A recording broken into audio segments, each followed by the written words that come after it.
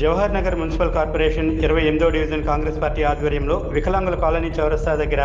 తెలంగాణ రాష్ట్ర ముఖ్యమంత్రి యనమల రేవంత్ రెడ్డి మీద అనుచిత వ్యాఖ్యలకు నిరసనగా టీఆర్ఎస్ మాజీ ఎమ్మెల్యే బాల్కసుమన్ దిష్టిబొమ్మను దగ్ధం చేశారు. ఈ కార్యక్రమానికి ముఖ్య అతిథిగా హాజరయ్యారు జవహర్ నగర్ మాజీ సర్పంచ్ కారింగల్ శంకర్ గౌడ్ మరియు కాంగ్రెస్ పార్టీ జవహర్ నగర్ అధ్యక్షులు మల్లెపూల శ్రీకాంత్ యాదవ్ మరియు 28వ division Congress party corporator Karingula Nehakar Goud మాట్లాడుతూ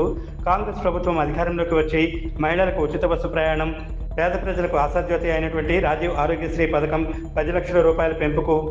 200 యూనిట్ల వరకు ఉచిత కరెంటు మరియు 500 రూపాయలకే సంవత్సరానికి 5 గ్యాస్ సిలిండర్లను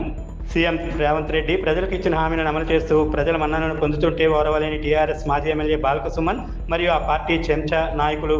కబడ్దార్. గత అసెంబ్లీ ఎలక్షన్లో ప్రజలందరూ ఓటుతో బుద్ధి చెప్పారు, అయినా వారిలో మార్పు రాలేదు. మరొకసారి ఇలాంటి వ్యాఖ్యలు చేస్తే కాంగ్రెస్ ప్రభుత్వం పైన కానీ సీఎం రేవంత్ రెడ్డి పైన మీద కానీ ఇలాంటి వ్యాఖ్యలు మరోసారి చేసినట్లయితే ప్రజలు రాబోయే ఎన్నికల్లో గ్రామాల్లో తిరగనివ్వరు అని హెచ్చరించారు. ఈ కార్యక్రమంలో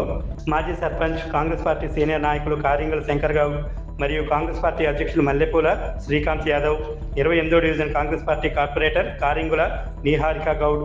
28వ డివిజన్ సీనియర్ నాయకులు చంద్రశేఖర్, కాంగ్రెస్ పార్టీ నాయకులు ఐలయ్య, కోట్ల చిన్నారెడ్డి, రాజు యాదవ్, దయాకర్ చారి, ఏకాచారి, అశోక్ దేవేందర్, భరత్, రాములు, వెంకన్న, వీరాస్వామి, నరేష్, రమేష్, రవి, సుజాత తదితరులు పాల్గొన్నారు.